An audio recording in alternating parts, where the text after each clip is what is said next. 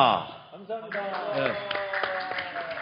자, 그리고 이제 아시지만은 미국에서 우리 이제 이 자리에는 지금 그랜트 뉴섬 선생이 와 계시지만 또 미국 건너편에서 요번에 참가하신 분들이 프레드 플레이츠 그 무시무시한 National Security Council, 그러니까 국가안보회의 사무총장 겸 참모장이에요. 그 비서실장이라보다 그게 왜 그러면 그 스태프를 이끄는 사람이거든요.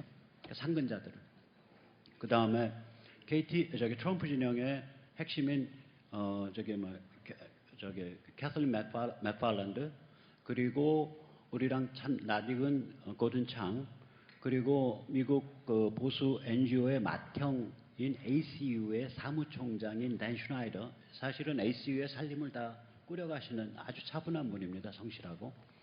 그리고 의외로 굉장히 그 아주 유머러스하면서도 통렬한 그 발표를 해주셨죠. 발표 첫 마디가 내가 이 회의에 오늘 참가해서 어떻게 하면 부정선거를 저질 수 있는지 그 노하우를 다 배웠다. 아까 발표를 그렇게 시작하셨거든요.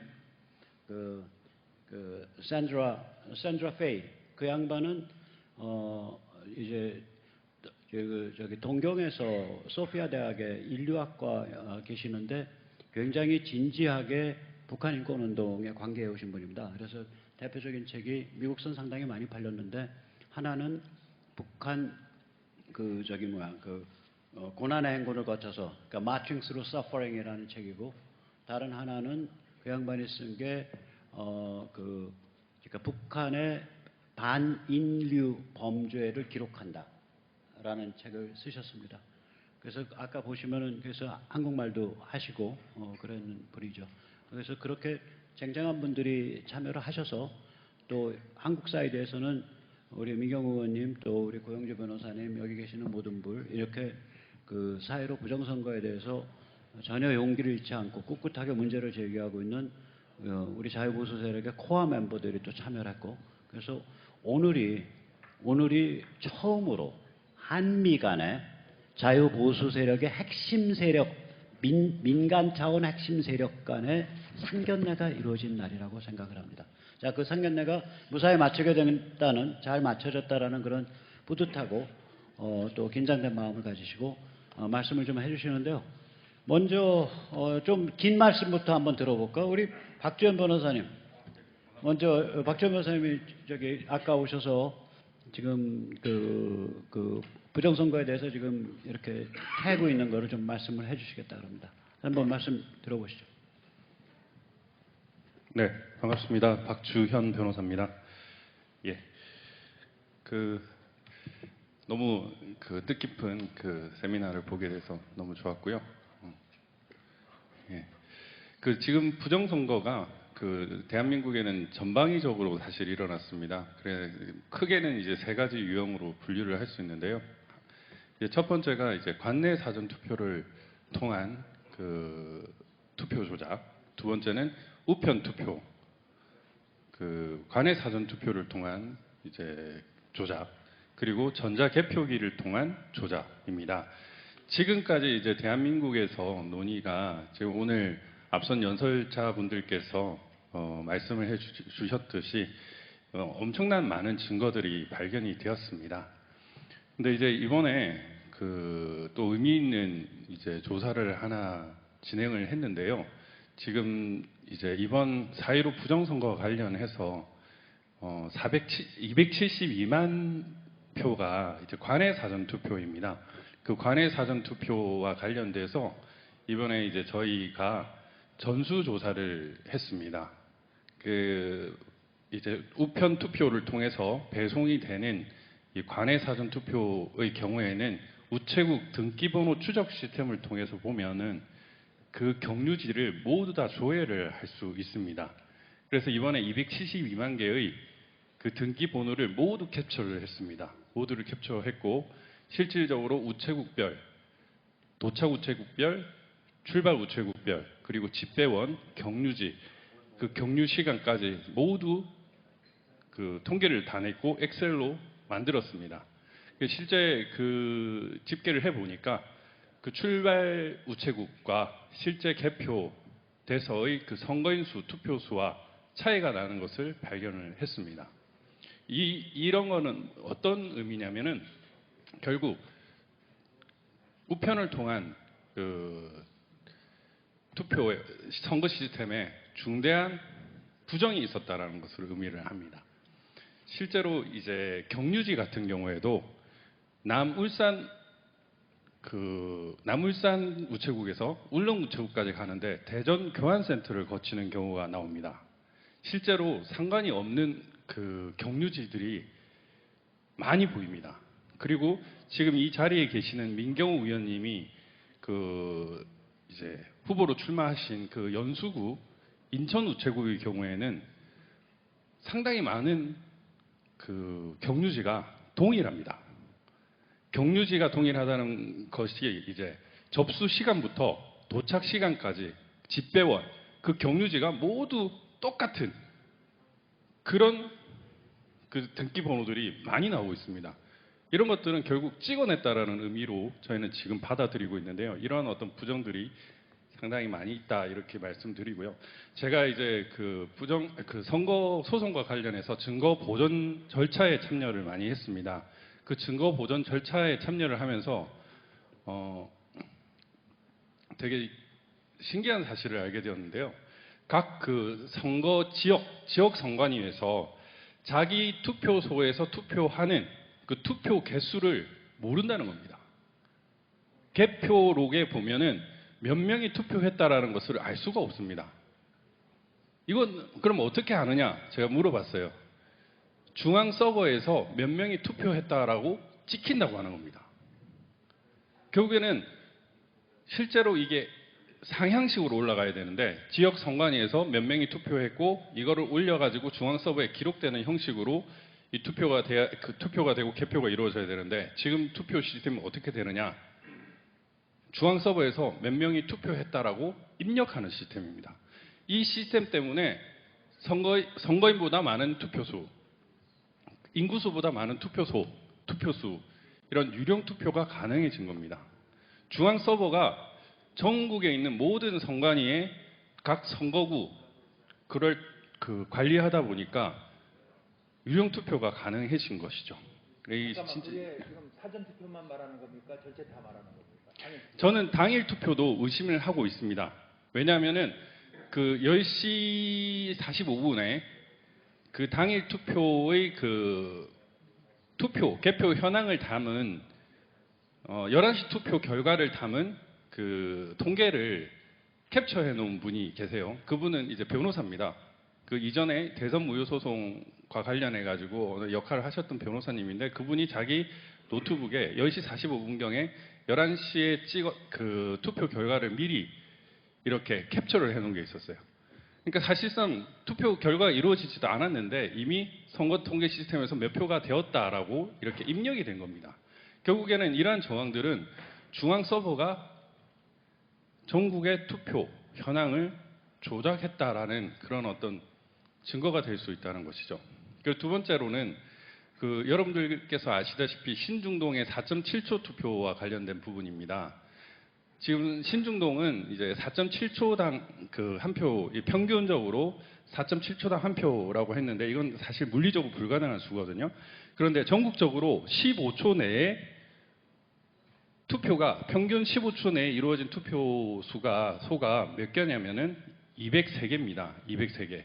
그 203개 중에 사전 투표소가 179개고 당일 투표소가 24개예요. 이거는 뭘 의미하냐? 절대로 일어날 수 없는 일이 일어났다는 걸 의미합니다. 여러분들께서도 아시다시피 본투표, 당일 투표의 경우에는 투표지를 이미 인쇄된 것을 지급하는 것이고 사전투표 같은 경우는 프린터로 출력을 하는 시스템입니다. 비례대표 투표용지하고 그 지역투표지를 이렇게 출력하는 시스템인데 전국적으로 사전투표가 훨씬 빨라요. 1등부터 27번까지, 7등까지가 전부 다 관내 사전투표입니다. 관내 사전투표. 그러니까 10초 내에 이렇게 끄는 거예요. 이런 것들이 있을 수가 없는 일이 발생했다는 것은 결국 중앙 서버에서 유령 투표수를 포함해서 올렸고 그거를 반영해서 결과를 만들었다라는 것입니다. 네. 예, 예. 이런 것들이 되게 중요한 예, 예. 이유입니다. 예. 오늘 자리는 그 이제 구체적인 그러니까 어떻게 이것이 진행됐을 것이냐라는 거에 대해서는 우리끼리 한번 따로 아마 한 번 더 컨퍼런스를 해야 될 것 같고요. 오늘은 이제 여기 아침 새벽 7시 반부터 계셨잖아요. 일찍 계신 분은. 그래서 저는 당뇨가 없는데 당뇨 계신 분은 지금 생명 위험선에서 왔다 갔다 하고 계시거든요. 그래서 오늘 큰일 나겠다 그런 생각 들고요. 이렇게 저기 말씀 끝나시면 지금 우리 박 변호사처럼 이걸 사주시고요. 말씀할 때만 잠깐 내려주십시오. 그리고 이제 두 번째로 잠깐 이제 말씀을 우리 저 맹주정 교수님 한번 그냥 이렇게 이런 미팅 보니까 느낌이 어떻다 이런 말씀 한번 좀 부탁드립니다. 예, 맹 교수님. 네. 예.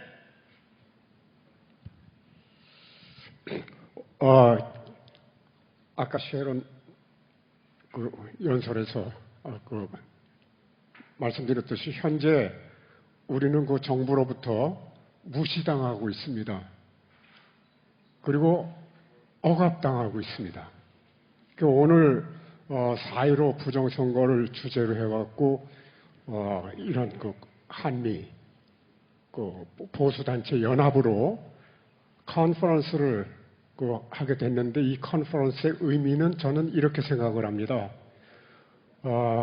보수의 가치를 인 그 자유민주주의를 수호하고자 하는 열망 그리고 현실점에서의 그 간절함 이것 때문이었으리라 이렇게 생각을 합니다.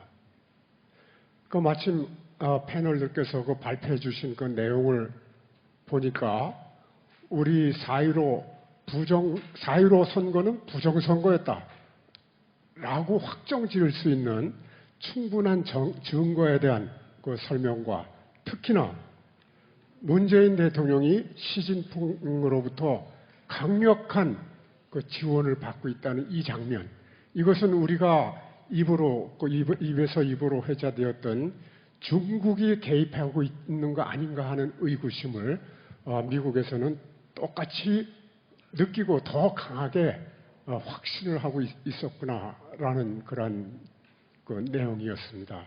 그래서 저는 오늘 이 KCPEC 참 감사하게 생각하고요. 성공적으로 잘 진행됐다 이렇게 생각을 합니다. 패널들께서 발표해 주셨던 그 내용이 정말 우리 4.15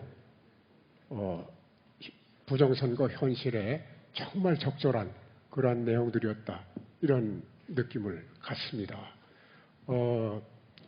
무엇보다도 오늘 이 컨퍼런스가 주춧돌이 돼가지고 이 보수의 가치인 자유민주주의를 수호하자는 무브먼트가 세계로 점점 확산이 됐으면 좋겠습니다. 그래서 억압받고 있는 우리들, 무시당하고 있는 우리들, 마치 영혼이 우리의 몸으로부터 떨어져 나가는 듯한 그러한 암울한 우리 현실에 빛이 될 수 있기를 바랍니다. 패널님들 모든 분들께 정말 감사드리고요. 이러한 그 자리를 마련해 주느라고 노력하신 모든 분들께 찬사와 격려의 말씀을 드립니다. 거듭 말씀드리지만 제가 이제 작년에 KCPEC이 한 번 있었죠.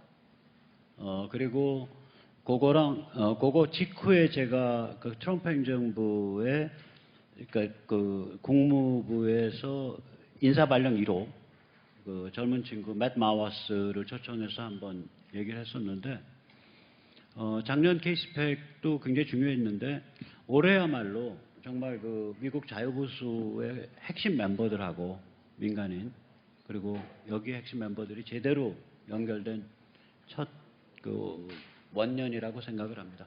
자, 우리 저기 어디요? 안동데일리에 우리 조 기자님께서 저기 그 사진을 찍으셨고 보드 사진을 그 보드 사진에 대해서 아마 저기 본인의 이제 평생의 그 전문성을 발휘하셔서 인베딩, 뭐 보드 디벨롭먼트 이런 쪽 전문성 발휘하셔서 거기에 사용된 AMD 칩이죠. 서버 그레이드 AMD 칩, 그다음에 Xilinx FPGA 칩. 예. 그리고 마이크 예, 예. 마이크를 좀 하나 드리시죠. 예, 그래서 그걸 하시는 그거를 증언을 해주신 이거는 무시무시한 서버 그레이드 보드다라고 증언을 해주신 우리 저 윌커슨 박사님 말씀을 잠깐 들어보기로 하겠습니다. 아직 감사합니다. 박사학위는 못 땄고요. 박사학위 중입니다. 근데 제가 그 4.15 부정선거 일어나기 전에 한 달 전에 어떤 분을 만났어요.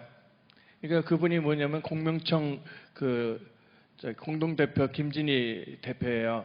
그분이 저희 집까지 찾아왔어요. 왜 찾아왔냐면 이분들이 거의 18년을 그 부정선거에 대해서 연구한 사람까지 있는 거고, 김진희 대표 같은 경우는 3년을 연구를 했어요. 그런데 이 전자개표기에 대해서 그것을 제대로 말해줄 한국 사람을 한 명도 찾을 수가 없었어요. 그래서 저희 집까지 찾아왔어요. 인천인데. 그래갖고 아이들까지 데려가갖고 하는 바람에 나는 원래 여기 박사하기도 하지만은 선교사로 10년 전에 다시 들어왔거든요, 한국에요. 그러다 보니까 이거는 하나님의 나라를 망치는 문제가 있는 거구나 하는 게 딱 잡혀진 거예요. 그래서 3월 18일서부터 해가지고 1차, 2차, 3차 공명청 그 국제 포럼에다가 거기서 나가서 미리 이것을 다 예견했어요. 그러니까 어떻게 부정을 일으킬 것이고 어떻게 할 거고 다 미리 얘기했는데 4월 15일까지 사람들이 모르는 거예요. 그 다음에 4월 15일에 딱 터지고 나서 그 다음에 이걸 보는데 그때 또 한 번 그때 결정적으로 그 김진희 대표, 저희 집까지 왔던 김진희 대표가 전화가 왔어요. 뭐냐면 구리 선관위에서 그러니까 전자개표기 분리기를 누가 봐준다고 했는데 오지를 않은 거예요. 그래가지고 저보고 지금 이 밤중에 올 수 있냐고.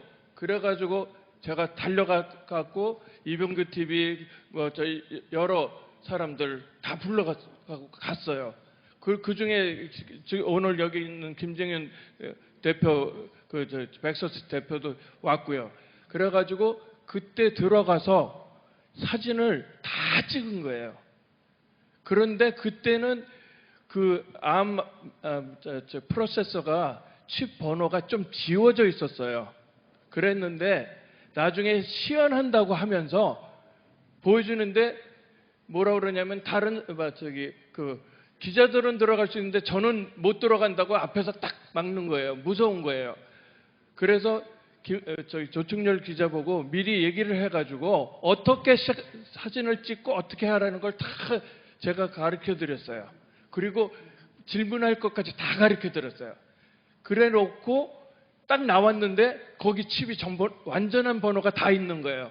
그래서 그걸 보니까 이거는 PC 레벨보다도 더 큰 컴퓨터 시스템이 아예 그 안에 또 있는 거예요. 그리고 거기에다가 그 USB를 연결해가지고 이 부정선거를 완전히 할 수 있고, 그리고 거기에 보면은 자일랭스 칩이라고 있는데 그 칩은 그 액셀레이터로 쓸 수 있지만 그거는 뭐냐면 FPGA라고 해가지고 그 소프트웨어를 가지고 하드웨어 커넥션을 이렇게 바꿀 수 있는 거예요.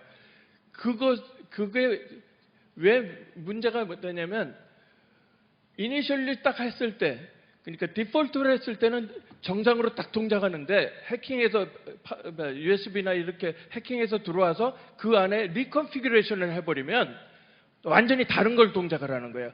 그거 사건이 부여 사건이에요. 부여에서 딱 일어난 사건대로 된 거예요. 시연한다는데 내가 그 전에 이범규 TV에 가서 뭐라고 그랬냐면 이거 시연 그거 아무 소용없다. 왜? 디폴트만 보여줄 거니까. 전혀 걔네들은 쇼하는 거다. 미리 다 얘기를 해버렸어요. 그리고 나서 다시 그거를 자세하게 아주 세분적으로 이 백서스 TV에서 새벽 3시까지 녹화를 해가면서 그걸 했거든요. 그런데 제가 이거 3시간 동안 제 유튜브 방송에다가 스트림을 보내면서 미국 팬들이 나와가지고 얘기를 하는데 제가 눈물이 막 나요. 왜 나냐면 5개월 동안 한국에서만 이렇게 부정선거를 외치고 있었는데 미국에서도 알고 있구나. 이게 전 세계가 알고 있구나.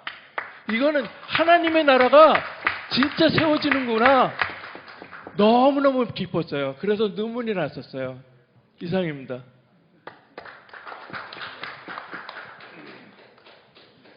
예, 제가 이제 아까 우리 윌커슨 선생님 말씀하면서 드러났지만 이제 저렇게 완전히 이제 테키거든요. 그러니까 인베딩 시스템 만들고 보드 설계하시고 이러는 분이에요. 이게 설명하시는 걸 제가 이렇게 보면, 근데 그런 분이 또 인생에서 이렇게 그 종교적인 삶으로 바꾸시고 또 종교적인 삶 속에서 그것과 통합해서 자유민주주의를 위해서 나서주신다는 거에 대해서 저는 평생 엔지니어들이랑 살았지만 제가 본 가장 용감한 왕년의 엔지니어입니다. 가장 용감한 왕년의 엔지니어입니다. 자, 그 다음에 우리 젊은 나이에 장가를 늦게 가서 그런지 먼저 머리가 벗겨지신, 그래서 반짝반짝 하시는 우리 트루스 포럼의 김은구 대표님, 짧게 한 말씀 해주시죠. 네.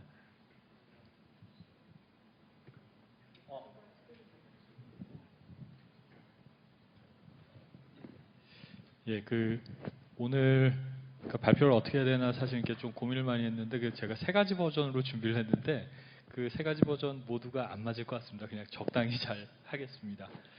우선 오늘 이 캐시팩이 여러 가지 면에서 의미가 정말 많이 있는 것 같습니다. 부정선거, 선거가 제대로 됐는지 궁금해 하시는 많은 분들이 계셨고 답답한 마음으로 목소리를 내시고 하셨는데 국내에서 그 안에서만 이렇게 논의가 이렇게 돌아가는 것들을 보면서 이게 좀 안타까운 마음이 있었습니다. 그런데 오늘 특별히 부정선거 이슈가 국제 사회에 국제 무대로 이렇게 올라가는데 결정적인 역할을 해주신 캐시팩 관계자 여러분들께 진심으로 감사의 말씀 드리고 싶습니다. 부정선거 이슈에 관해서 저희가 많은 분들이 보수 진영 안에서도 이게 부정선거의 증거다 아니다를 놓고 많은 분들이 다투시기도 하는데, 그런데 우리가 생각해야 할 것은 부정선거 이슈가 오늘 내일의 어제 오늘의 이슈는 아니라는 것입니다. 이게 대한민국이 건국된 이후부터 북한의 대남 선거 공작이 있었고, 그리고 또 좌익 세력들의 선거 부정 활동들이 지속적으로 있어 왔습니다. 우리가 그 점을 선거 부정 이슈에 관해서 우리가 논의를 할 때 항상 신경을 써야 하지 않을까 싶습니다. 제가 PPT를 준비한 게 있었는데 PPT 없이 그냥 진행을 하겠습니다. 2019년도 미국 하원에서 사이버 공간을 이용한 중국의 선거 개입을 방지하기 위해서 쉴드 법안이라는 것을 만들었습니다. 이게 그러니까 Stopping Harmful Interference in Elections for Lasting Democracy Act라고 해가지고 앞자리를 따서 쉴드 법안인데요. 그런데 혹시 어벤져스 영화 아시나요? 어벤져스 영화 보신지 모르겠는데 젊은 분들은 아실 겁니다. 어벤져스 영화에서 지구를 지키는 어벤져스 프로젝트를 진행하는 기관이 바로 쉴드입니다.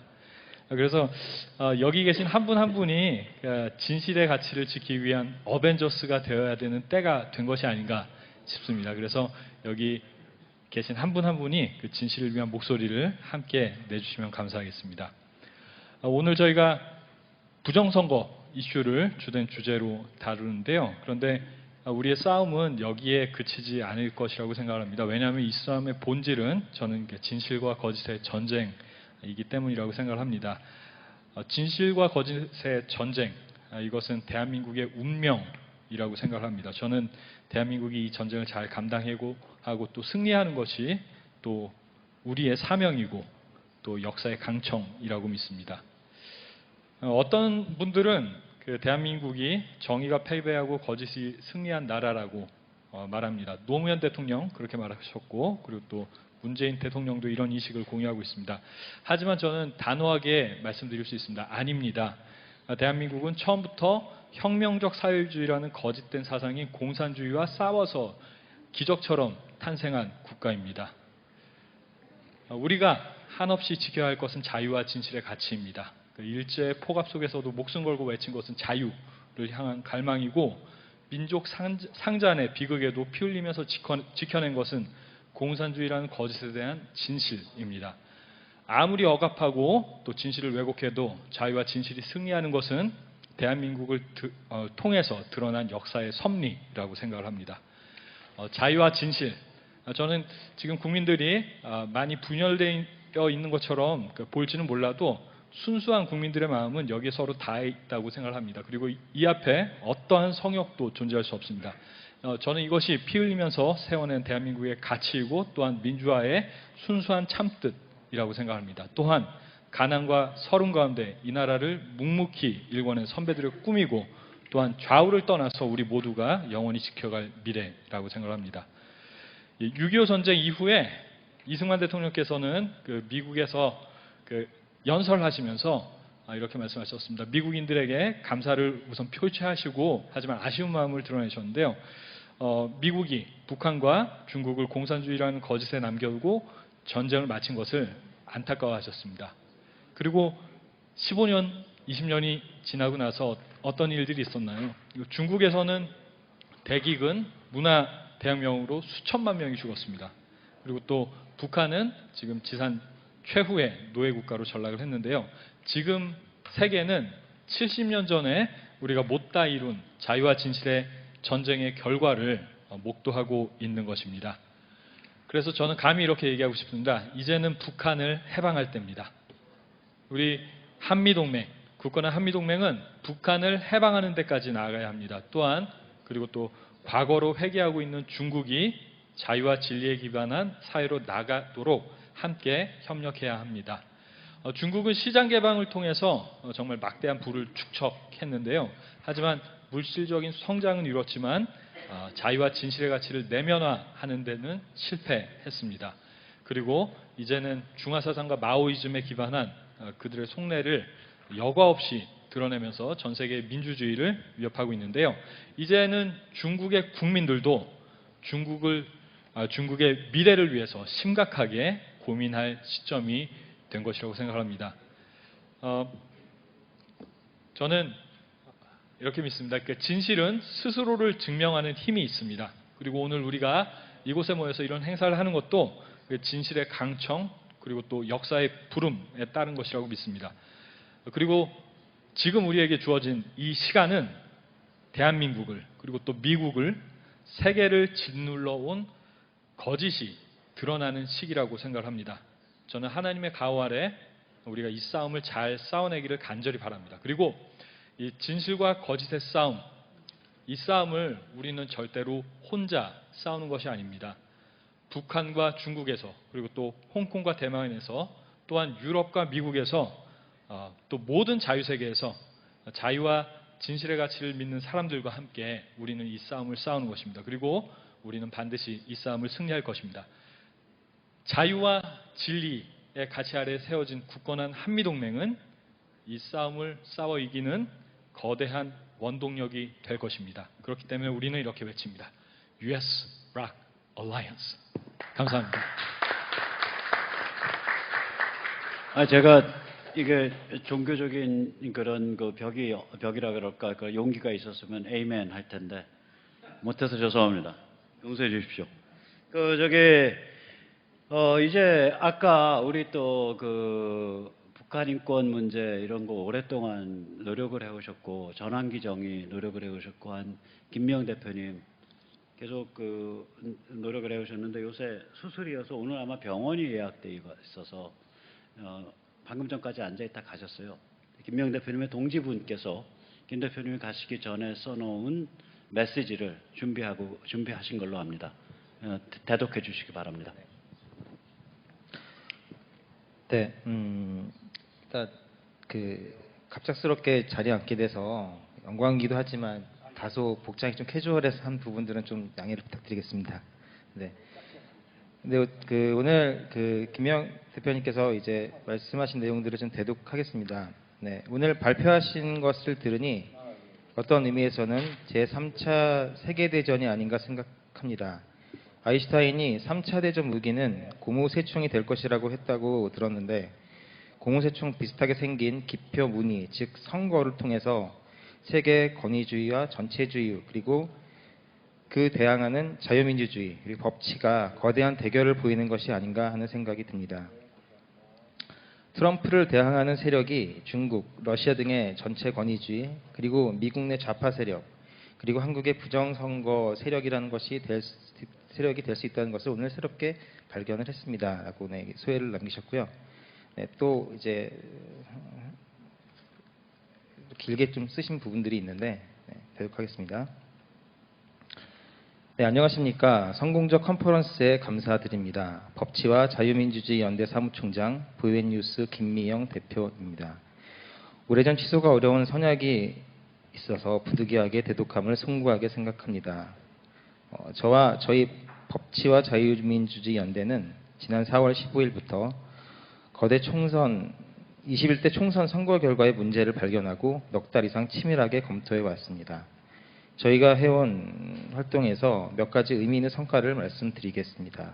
첫째, 맹주성 이사장님께서 제기해 주셨던 통계상 변이를 가능케 하는 프로그래밍이 비교적 간단하다는 사실을 밝혀주신 것입니다.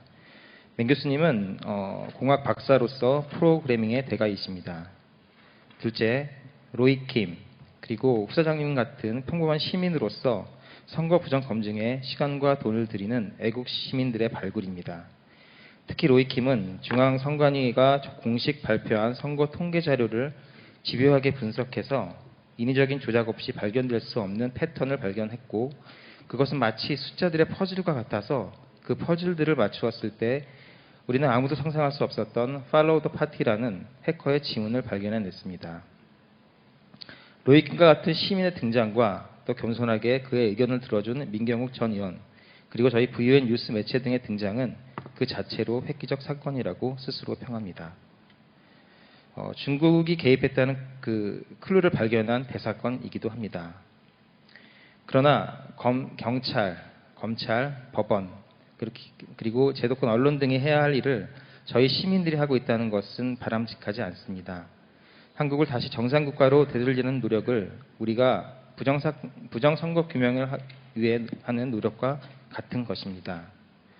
셋째, 저희가 집중한 또 하나의 중요한 노력은 법적 면밀 검토입니다. 법적 제도적 허점을 파고들어 부정선거의 그 룸을 넓힌 범죄자들에게 헌법과 법률에 의거하여 경고하는 것은 도태호 변호사님 등 변호사들의 활발한 활동이 있었기 때문입니다. 우리는 지난 넉 달 동안 21대 총선뿐 아니라 최근 몇 건의 선거 과정에서 얼마나 엄청난 선거 부정의 의혹과 법적 제도적 허점과 위반이 국가기구의 타락에 힘입어 일어났는지를 알게 됐습니다. 결론적으로 우리는 지난 넉 달 동안 노력을 통해 21대 총선은 일찍이 유례가 없는 대규모 부정선거였다고 봅니다. 이미 많은 분들이 말씀하신 것처럼 이번 한국 부정선거는 한국만의 것이 아니라 이제 세계가 권위주의와 전체주의로 전락하느냐 더 자유롭고 평화로운 자유민주주의 국가로 가느냐의 갈림길에서 일어난 일입니다. 중국은 동북아시아에서 놀라운 도전을 감행하고 있는 것입니다. 따라서 한국을 지키는 것이 세계 민주주의를 지키는 일이라고 고든창 변호사님의 코멘트를 반복하는 것으로 제 발언을 마칩니다. 감사합니다. 이게 다들 너무 잘 아시지만 이번에 이 싸움이 있기까지 정말로 여러분들이 다 이런 루트를 타고 다 각자의 컨트리뷰션을 전부 하셨어요. 저는 사실은 겁이 많아가지고 이 총선 다음에는 별로 못했지만 총선 전에 이 책을 그러니까 이 사전투표가 이러이러한 문제가 있고 이거 방치하면 초대형 사고 난다라는 거를 해서 10만 권을 뿌렸었거든요. 이 책을 이게 10만 권이 뿌려졌었고요. 그 다음에 이 부재자가 아니라면 사전투표 가급적이는 하지 말자. 그러한 이 그 몸 앞뒤로 자는 그 플라스틱, 부들부들한 플라스틱 1인 시위용 패널을 저희가 한 2,000세트 전국적으로 뿌렸었습니다. 이제 그런 건데 그거 저는 굉장히 이제 그 15일 날 너무 충격을 받고 너무 그래서 오히려 저는 그 다음부터 좀 비겁해지고 좀 소극화됐는데 그 다음에 막 이제 우리 김미영 대표님이 언급했던 우리 로이킴이라든지 우리 저 윌커슨 선생님 뭐 이런 분들이 막 차고 올라가면서 또 그 싸움이 전혀 다른 차원에서 더 커지는 걸 보고 아 사람이 다 자기 역할이 있구나 그런 생각을 합니다. 그래서 드디어 오늘 이 자리까지 왔고요. 다시 한번 이제 거의 이제 되니까 그 일부 때 용감한 발표를 해주신 우리 저랑 성함을 같아서 제가 감히 불리기가 좀 그런데 우리 박성현 원장님, 또 석동현 변호사님, 또 그리고 우리 김영철 장군님, 박영하 교수님, 조충렬 우리 기자님, 그리고 무엇보다도 오늘 엄청나게 깔끔하게 사회를 봐주신 우리 민경 의원님 다시 한번 감사드립니다. 같이 자 박수 한번 치시고요. 이제 거의 오늘 이제 2부가 끝나가는데요. 2부 끝나 이제 한 두어 분 더 말씀을 듣고요. 우리 그란트 뉴섬 선생님께 잠깐 좀 코멘트를 받았으면 좋겠습니다. 예. 참고로 뉴섬, he asked me to do the translation. 그란트 뉴섬님께서는 통역을 So please. 요청하셨습니다. 제가 하는 한국말을 영어로 듣고 싶다고 하셨는데요. 그래서 지금 그 안에서 하시면 좋겠습니다. 예. 모든 분들에게 감사 말씀드리면서 시작하고 싶습니다. 이렇게 참여할 수 있도록 기회를 주신 점에 대해서 감사 말씀드립니다. 전체적으로 다 감사드립니다. 아까도 말씀을 드렸지만 이제 이 이슈에 대해서 들여다보기 시작한 상태입니다. 이 선거 문제에 대해서요. 얼마 되지 않습니다.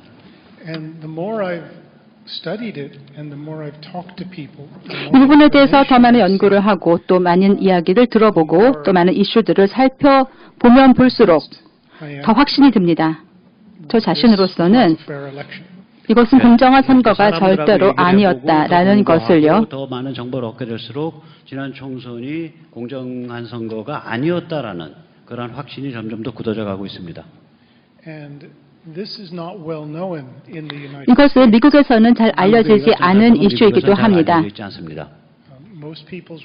대부분의 많은 분들께서는 이 결과를 보았을 때 깜짝 놀라는 분위기였고요. 그 정도로 끝나는 분위기였습니다. 사회로 총선의 결과를 보고 좀 놀라운 건 있지 뭐 이 정도로 지나가기 마련이고 저 역시 그랬습니다.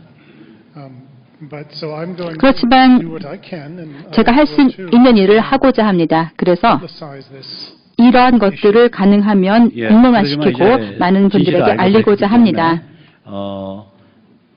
내가 할 수 있는 일을 할 거고 또 내 동료들, 내 지인들이 할 수 있는 일을 하도록 제가 노력하겠습니다. 그리고 또한 한국에서 일어나고 있는 이러한 이슈들에 관한 문제들은 결국에는 미국으로 오게 마련입니다. 한국만의 문제가 아니라 똑같은 그러한 부정이 이제 미국에도 닥치고 있습니다. 그렇기 때문에 한국 국민들께서 정말 용감한 정신을 가지고 이 문제를 살릴 수 있는 생명을 살리는 산소와 같은 역할을 해주시기 바랍니다. 용기가 많이 필요하신 일일 것입니다. 계속 제기해서 그것이 계속 타오르는 이슈가 될 수 있도록 산소를 공급하고 있는 여러분들이야말로 정말 용감하신 분들입니다. 마지막으로 말씀드리고 싶은 것은 제가 그동안 깊은 감명을 받았다는 것입니다. Okay. Just you can go on. On your page, she is translating. I didn't know that. 이 통역이 되고 있는 것을 이제 알았습니다. 마지막으로 제가 말씀드리고 싶은 것이 있습니다. 많은 분들과 이야기를 나누었던 것인데요. 정말 제가 많은 감명을 받았다는 것입니다. 많은 분들께서 다 똑같은 지식을 갖고 계시고 제가 누구와 언제 어디서나 얘기해 보더라도 충분한 정보를 갖고 계시고 그 증거에 대해서 다 알고 계시는 것을 느낄 수가 있었습니다. 물론 어떤 증거 없이 결론에 도달할 수는 없는 것입니다만 이를 위해서는 많은 증거가 필요하지요. 그런데 이런 증거가 많다는 것도 굉장히 놀라운 일입니다. 저는 변호사입니다. 변호사로서 중요한 것은 증인이고 증거 능력입니다. 증거 능력이 훌륭해야만 일이 잘 풀리는 것이죠. 그래서 이런 면에서 참여할 수 있는 기회가 저에게 주어진 것에 대해서 매우 기쁘게 생각하고 또 많은 분들의 그 증거 능력이 매우 큰 정보를 주고 있다고 생각합니다. 이런 기회에 감사드립니다. 감사합니다. 예, 잠깐 말씀하시죠. 예. 들리나요? 제가 지금 이것을 전부 다 그 실제로 뭐라 그러나 저는 김어준 그 영화까지 그걸 보고 드마일로 교수가 한 거 그거 다 보고 하면서 어디까지 확인을 했냐면은 길거리에서 그 잠실의 길거리에서 호떡 장수가 얘기하는 걸 듣고 그리고 그다음에 우파 중에서도 부정이 아니다 하면서 김어준이 얘기를 한 사람이 있었어요. 근데 그것이 다 작전이었다는 것을 확인되고요. 실제 내가 그 미국에 얘기할 수 있는 거는 뭐냐면은 그 한국이 실제적으로 이 부정선거를 하나를 하기 위해서 최소한 20년, 한 30년 동안 뭐를 했냐면 그 선관위를 장악했다는 거예요. 선관위를 장악했기 때문에 마음대로 이 부정을 했다 안 했다. 그러니까 박근혜 대통령은 부정을 안 하면서 부정인 것처럼 해가 보여가지고 그것이 나중에는 요번에 그걸 써먹으려고. 그러니까 호통정수가 하는 얘기가 김어준이 할 때 분명히 그거 똑같은 얘기 했는데 부정 아니었잖냐.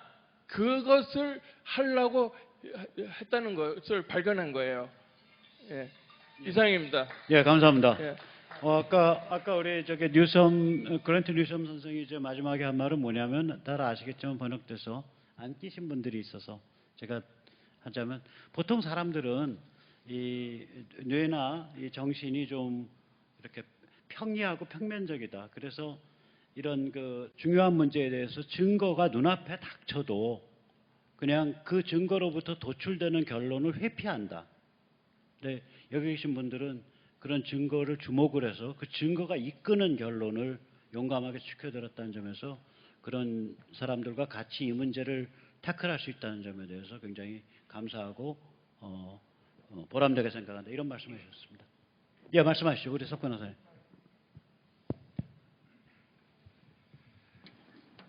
저는 지금 민경욱 의원님의 그 선거 무효 소송, 끼고 해도 잘 들리시죠?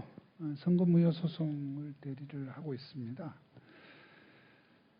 그런데 이제 이번 싸움은 이렇습니다.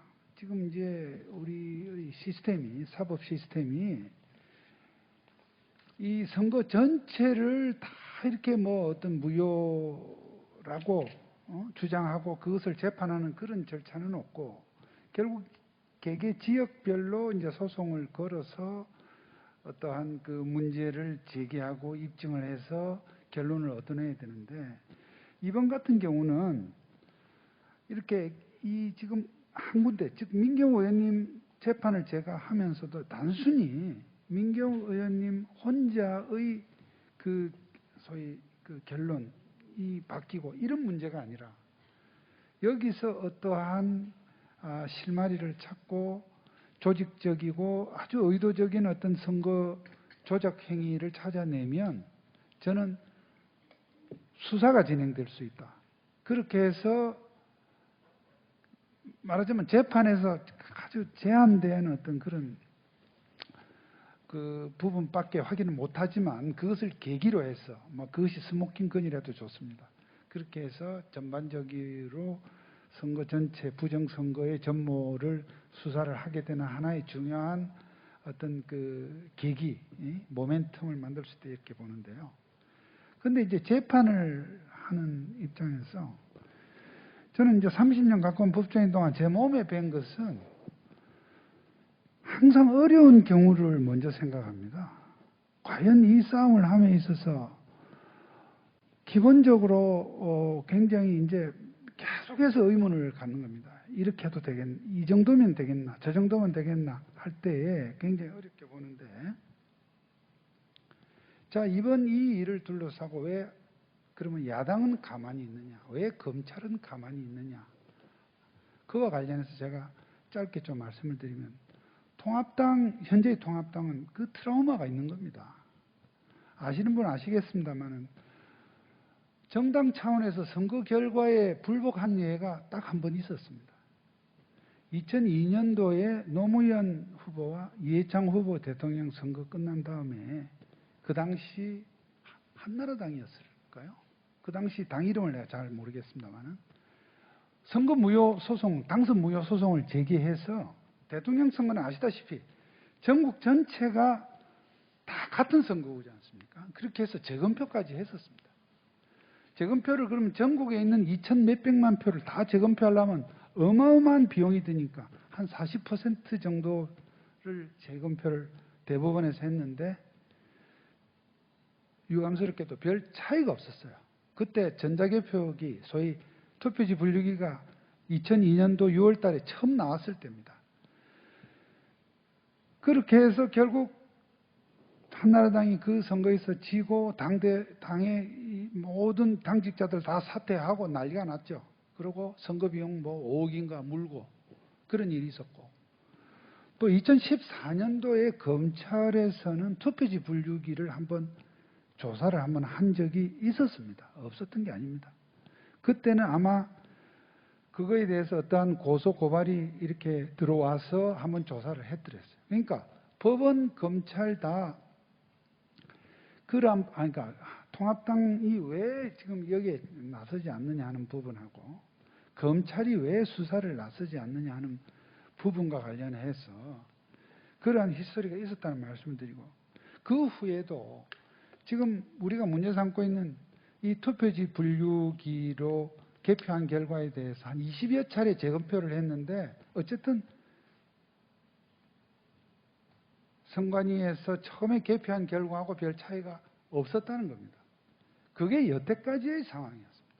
그런데 이번 상황은 우리가 이제 좀 다르다고 얘기를 하는 거죠. 근데 현재의 검찰과 법원은 소위 어떤 그러한 과거의 사례에 다소 고정적 관념 또 타성적인 생각을 하고 있는 것이 또한 사실입니다. 그러면 이러한 생각을 우리가 그러니까 법원이나 검찰의 그러한 생각들을 우리가 이겨내야 된다는 거죠. 이번 이 상황은 우리가 볼 때 여러 가지 많은 의혹들이 제기되지만 과거에도 그렇다고 의혹이 전혀 없었던 건 아니었습니다.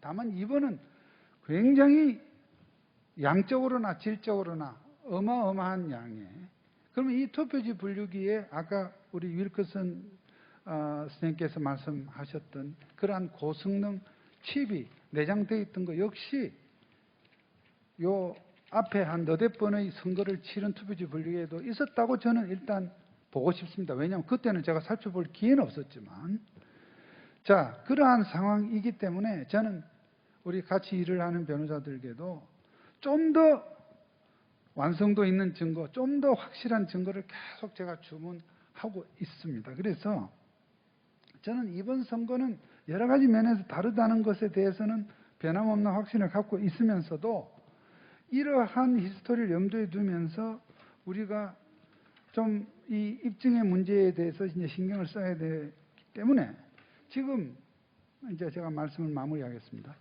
지금 현재 소송이 몇 달째 지연되고 있는 거에 대해서 한편으로 저는 조금은 다행스럽게 생각하는 측면도 있다는 것을 솔직히 내가 말씀드립니다. 이만큼 우리가 증거를 찾아내는 기간이 조금이라도 더 주어졌다는 생각을 하면 약간의 어떤 말하자면 그러한 다행스러운 측면도 없지 않다는 것입니다. 그래서 남은 기간 동안에도 저는 뭐 대법원이 과연 이게 지금 이게 계속 미루는 거 아니야? 이 재검표 안 하겠다고 이렇게 지금 자꾸 빼는 거 아니냐? 이런 걱정들을 하실 때에 저도 한편으로 걱정하면서도 그 인내 한계점은 저는 9월 말이라고 봅니다. 다시 말하면 지금 이번 7, 8월이라는 코로나 상황도 있었고 하다는 이유, 또 그리고 이번에 이제 130군데나 소송이 제기되었고 지금 증거 보존된 곳이 20몇 곳이라는 것 때문에 여러 대법원관들이 다 재판해야 되는 어떤 현실도 볼 때에 그럼 저는 한 9월 달쯤에는 할 수 있다고 볼 때 그때까지 했던 우리가 좀 더 이렇게 확실한 증거, 아까 우리 박주현 변호사가 얘기한 관내 사전투표의 우편 배송 결과 조회라 저는 굉장히 중요한 자료라고 봅니다. 그러니까 여러 가지 현재 발견된 부정적인 정황 가운데 약간 상대적으로 마이너한 요소들은 조금 이렇게 2차로 두고 정말 엑기스 증거들을 저희들이 선별을 해서 하여튼 그 부분을 가지고 이 고루한 이 법원을 어쨌든 움직이고 거기서 지금 저는 위조된 표 하나라도 찾아낸다면 그건 수사로 넘어갈 수 있다고 생각을 합니다. 하여튼 그런 부분을 가지고 우리들이 좀 더 아이디어와 지혜를 이렇게 모아서 소송 준비를 어쨌든 법원을 움직여야 된다는 현실적인 이 과제를 저희들이 하여튼 잘 헤쳐나갈 수 있도록 그렇게 노력을 해야 될 것 같습니다. 마치겠습니다. 네, 우리 이쪽 부정선거 진상규명을 위한 법조 투쟁의 전체적인 헤드를 맡고 계시는 우리 석 변호사님께 다시 박수 한번 드리고요. 저렇게 조심스럽고 이제 말하자면은 치밀하기 때문에 이제 승률이 높아지는 거죠. 조심스러워 이게 바람을 타서 그냥 이렇게 자기 머릿속에서 이게 부정 맞다로 되는 게 아니라 스스로 자꾸 의심을 하는 아주 좌장으로서 우리가 정말 든든합니다. 잠깐만요, 교수님. 우리가 그랜 뉴섬한테 제가 부탁드리고 싶은 거 제가 QR 좀 부탁을 드릴게요. 그랜 뉴섬, the QR can have a encrypted overlay on top of QR이 the apparent 오버레이 위에서 face value. 암호화되어 있을 때 명백하게 어떤 액면 값을 즉 어떤 숫자 가치를 갖고 있는 것 같습니다. 그래서 이러한 명백하게 보이는 이런 숫자가 실제로는 숨겨져 있는 것이죠. 그런데 뉴섬님께서만 이것을 가지고 암호화를 풀어서 그 값을 알아낼 수 있다고 했는데요. 자, 이런 값을 알아내는데 만약에 해커가 있고 화이트 해커가 있다라고 한다면 누가 이러한 것들을 알아낼 수 있을까요? 꼭 암호화를 푸는 것이 아니라고 하더라도 오버레이가 바로 이 QR코드 위에 스테가노그래피 상으로 만들어져 작성이 되어 있을 텐데 그 값 자체만 보고라도 할 수 있지만 이것을 알 수 있는지 누가 결정하는지요. 그 다음 두 번째로 만약에 이 오버레이를 암호화해서 하기로 결정을 했다면 그렇게 결정이 된 거잖아요. 그리고 결정됐다고 증명이 된 거잖아요. 그러면 이걸 가지고 우리가 화이트 해커가 누구인지를 알아낼 수 있을 것 같습니다. 암호화된 값을 암호화 키 없이 해결할 수 있는 사람이 누구일까라는 것을 우리가 알아낼 수 있지 않을까요? 그렇게 알아낸다면 그 자체로 굉장히 강력한 증거가 될 것 같습니다. 한번 입히면 그 자체는 눈에 안 보이잖아요. 그런데 해커들은 encrypted 된 value, 그 값은 못 알아내더라도 여기 인크립션이 있다 없다는 알아낼 수도 있거든요. 그래서 일단 인크립션이 있다 없다 알아낼 수 있는 그 해커. 그 다음에 두 번째, 만약 인크립션이 있다라고 결론 나왔을 때 그 값을 비밀 키 값이 없더라도 크랙할 수 있는 해커가 있을 수 있을까를 제가 그랜 뉴섬 선생한테 물었는데 왜 물었냐? 저분이 모토로라에서 근무하셨어요. 왕년에 세계 최강의 칩 컴퍼니, 모토로라 시스템 컴퍼니. 그래서 물었습니다. 자, 우리 박상현 교수님. 예.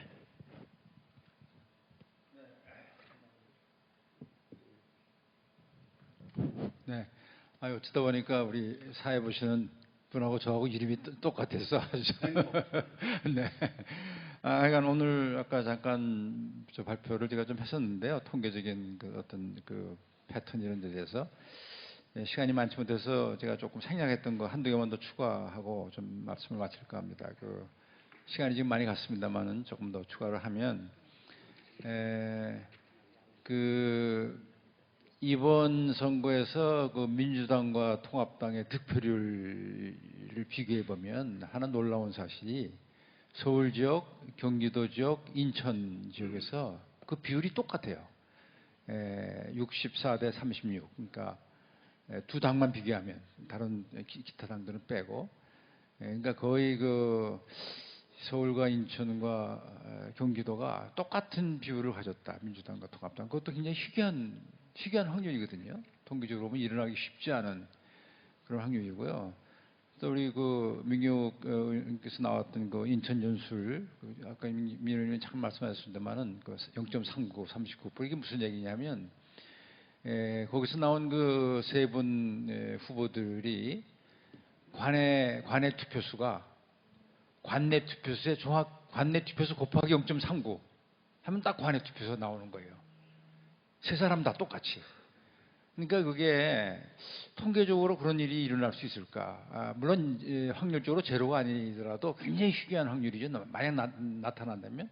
그러니까 이런 그 조그만 것들이 굉장히 통계적으로 희귀한 것들이 이번에 많이 생겼어요. 보니까. 그래서 저는 그런 생각을 해봐요. 이게 만약 이 선거 결과를 조작하려고 마음을 먹고 했다면 상당히 머리 나쁜 사람이 했겠다. 이런 생각이 들어요. 그거를 아주 머리 좋은 사람이 했으면 보통 사람들이 그걸 알아볼 수 없게끔 결과를 조작했을 텐데 우연히 이렇게 똑같은 것들이 막 나오면서 이게 정말 이상하다 이런 생각을 자꾸 하게 되거든요.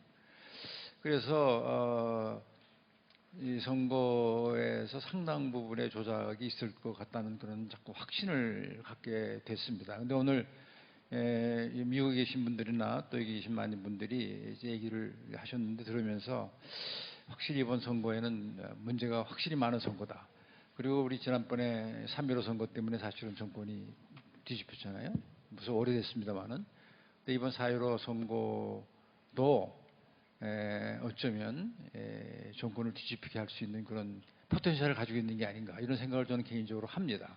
왜냐하면 진실은 밝혀지거든요. 반드시. 아무리 그걸 막으려고 해도 이게 막혀지지가 않습니다. 결국은. 그래서 이런 그 부정선거를 저지른 현 정권이 그걸 저질렀다면 반드시 망해야 된다 이런 생각을 다시 한번 해보면서 여기 계신 분들이 그 힘의 소스가 되기를 저는 바랍니다. 감사합니다. 예, 그럼 이제 시간이 너무 많이 돼서 우리 마지막으로 우리 조성환 교수님 임팩트하고 짧게 핵심 메시지를 말씀해 주시죠. 네, 세 가지 말씀드리겠습니다. 민 의원께서 디지털 시대 때 왜 이런 일이 일어나 21세기 디지털 시대니까 일어나고 두 번째 새로운 현상입니다. 국제적인 연대가 네트워크가 있어서 일어납니다. 그거는 네덜란드가 러시아의 해킹 때문에 스톱을 시켰습니다. 우리는 지금 이야기가 되고 있는 화웨이, 텐센트 부정선거 이상의 세계 첨단 기술 전쟁이 되어 있습니다. 즉 이 이야기는 인류 전체가 우리뿐만 아니라 인류 전체가 자유민주주의 지속 여부에 대한 기로에 서 있다라고 하는 거고 대한민국은 거기에 지금 테스트 케이스입니다. 여기서 우리가 주저앉으면 자유민주주의의 무지막지한 위기와 몰락이 옵니다. 이것을 지속하기 위해서는 그 디지털 프로드를 추적해서 밝혀내야 됩니다. 두 번째, 왜 한국에서는 불법 부정이 나왔느냐? 저는 불법 부정으로 합니다. 한국에서 디지털 선거 부정이 일어날 수 있는 것은 지금 세계적으로 문제가 되고 있는 두 가지를 한꺼번에 가지고 있습니다. 하나는 사전투표제고 지금 문제가 됐던 게 오스트리아의 그 재선거 그게 말하자면 사전 우편 투표제의 개표 부정이라기보다는 부실이었습니다. 그런데 그게 헌법재판소에서 위헌이라고 해서 6개월 뒤에 선거를 다시 했습니다. 그 다음에 두 번째 전자개표기는 한국과 중국과 1대1로와 국제정치가 밀접히 연관된 방식의 새로운 방식의 도발이고 도전입니다. 그래서 2000년대 이전에는 존재하지 않았던 도전입니다. 그러니까 지금 한국이 맡고 있는 것은 IT 강국 한국에서 소수의 업무자와 그 다음에 국제적인 결합에 의해서 사전투표자라고 하는 위헌적인 제도를 가지고 거기다가 플러스 사람 눈을 속이는 아무도 수개표가 다 있을 거라고 생각했는데 수개표는 없고 그냥 기계 검표만 있는 방식의 사람들의 통념을 소수가 히팅해서 넘어가기 때문에 그런 문제가 생겼다. 그래서 제 세 가지 케이스에 우리가 지금 이걸 투쟁을 할 때 이 문제를 이건 사실 인류사 전체의 문제와 관련되는데 제 세 가지 케이스를 다 소개를 하겠습니다. 간단하게. 오스트리아가 2016년에 4월 달에 대통령 선거가 있었는데 결선 투표에서 나왔는데 개표가 되었는데 9시 이후에 참관인이 확인한 우편 투표에 한해서 개표해서 결정하도록 되어 있는데 9시 전에 했고 참관인 없는데 했고 한 14군데의 흠결이 발견이 됐는데 두 번째 우리 아까 석 변호사님 말씀하셨듯이 불법이 존재한다는 거하고 선거에 영향을 미친다라고 하는 건데 두 번째 선거에 영향을 미친다는 거는 오스트리아에서 이렇게 판결했습니다. 즉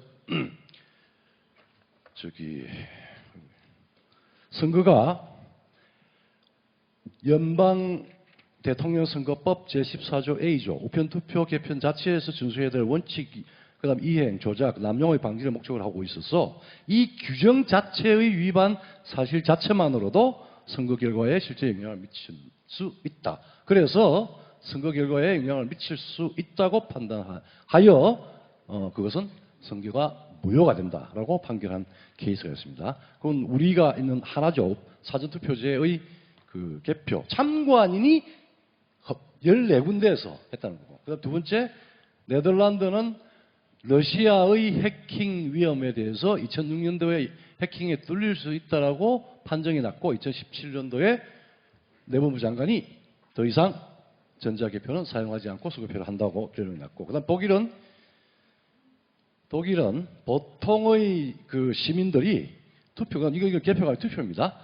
보통의 별다른 전문 지식이 없더라도 자신의 투표가 조작됨이 없이 산정되는지 어떤지를 스스로 검증할 수 있어야 한다는 게 원칙이고 이 투표의 준비, 진행, 집계, 절차를 모두 꿰뚫어 듣고 있을 때 비로소 추후에 선거에 대한 합법성 여부에 검증이 가능하고 국가적인 논란이 없어진다.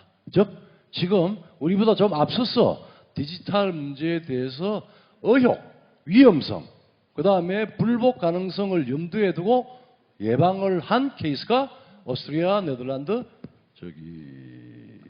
독일입니다. 우리는 중국과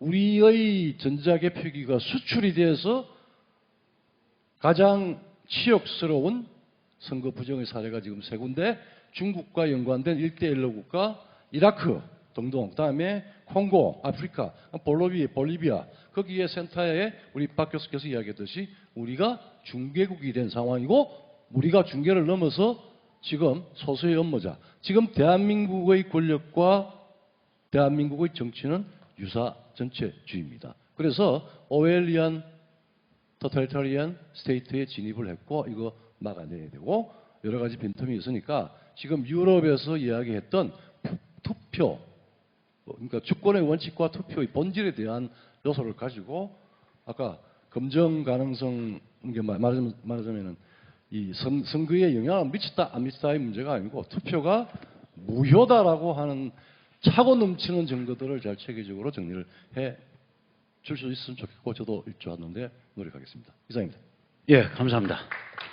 예, 마지막으로 우리 김영철 장군님께서 예, 시간이 됐기 때문에 예, 아주 짧게 말씀드리겠는데요. 오늘 컨퍼런스가 굉장히 의미가 있고 또 중요한 것이라고 생각이 됩니다. 아까 석 변호사님 말씀하셨지만 이제 앞으로 재검표가 있을 거고요. 또 새로운 팩트 파인딩도 있을 겁니다. 그래서 오늘 우리 모이신 분들이 결국 대한민국에서 부정선거를 밝히는 키 멤버들이라고 생각하고요. 이런 액티비티를 일회성으로 끝내는 것은 굉장히 안타깝다는 생각이 듭니다. 그래서 새로운 어떤 계기가 있을 때 또 모일 수 있는 어떤 부정선거를 밝히는 정의 대연합이라든가 이런 새로운 우리끼리 한번 결사체를 만들어서 필요시 다시 의견을 나누고 서로 중지를 모았으면 그런 생각이 들어서 긴급하게 제안을 드립니다. 이상입니다. 예, 예. 감사합니다. 그러니까 지금 아스팔트에서 열심히 투쟁을 이끌어가시고 있는 국토본이 있고 또 그걸 옆에서 저희는 이제 유권자 조직 같은 저희 같으면 옆에서 돕고 또 정교모도 돕고 있고 다 그런데 지금 말씀하시는 거는 저희가 저렇게 한번 해석을 해둘게요. 그러니까 정말로 열심히 이 문제를 들고 파는 사람들의 상당히 정례화된 혹은 비정기적인 워크숍 서로 정보를 공유하고 어떠한 실체적 증거에 가까워져 가고 있나 그거 한번 검토를 한번 우리 저 민희 의원님이랑 다 같이 한번 하셔서 지금 연락처 생겼으니까 한번 추진하시죠. 예, 그러면 이제 거의 다 달려왔습니다. 거의 달려왔고요. 오늘 진짜 아침 7시 반부터 정말 당뇨도 없으시고 엄청나게 건강하신 분들이라고 생각을 합니다. 그래서 우리가 집에 갈 때 혹시 너무 기력이 빠져서 졸도하지 않을까 이런 걱정이 있어서 최근 들어서 여러 가지 이 건강상의 문제를 다 꿋꿋이 정신력 하나로 버티고 계신 우리 오늘 오프닝을 스피치로 해주신 고영주 변호사님께서 또 클로징 원기를 불어넣어 주시는 빠이빠이 메시지를 하시겠습니다. 최대한 짧게 말씀드리겠습니다. 4월 15일 날 선거가 있고 4월 16일 날 제가 이끄는 문재인 퇴진을 바라는 국민 모임이라는 단체가 있습니다. 그 국민 모임에서 4월 16일 날 유튜브로 방송을 했는데 그 내용이 뭐냐 그러면은 4.15 총선을 전면적인 부정선거로 규정한다라고 발표한 게 있습니다. 그런데 실망스럽게 그럼 사실 왜 제가 그걸 부정선거라고 규정을 했느냐? 저는 뭐 평생 공안검사를 해왔고 선거사범을 다뤄온 사람이기 때문에 이런 무지막지한 부정선거가 없었다고 생각을 했거든요. 왜 그러냐?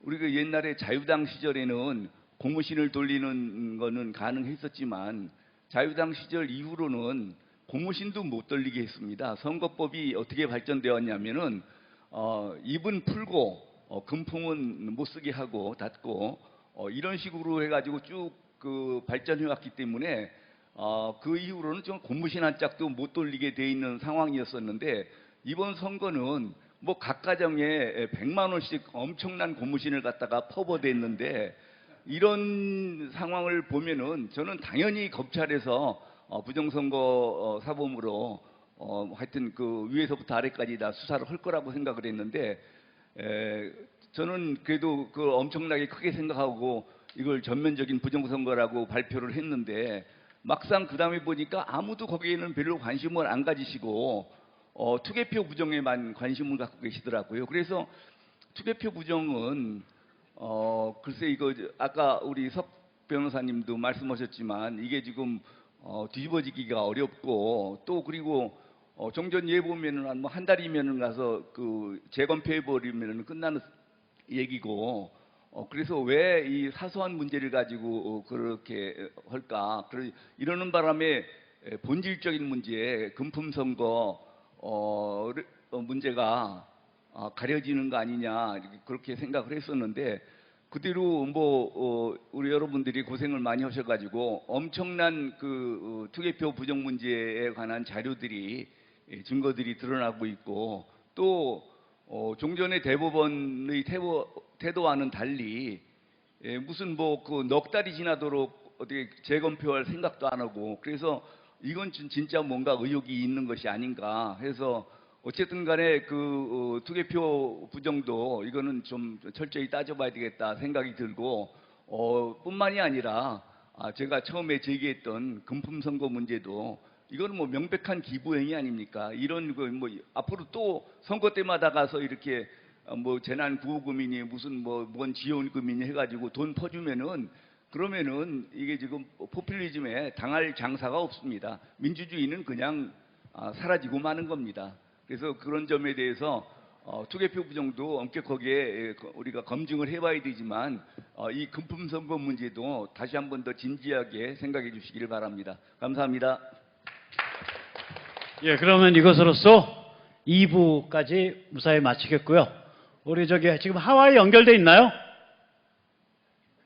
하와이에 지금 다 그쪽에 하시는 모르겠네요.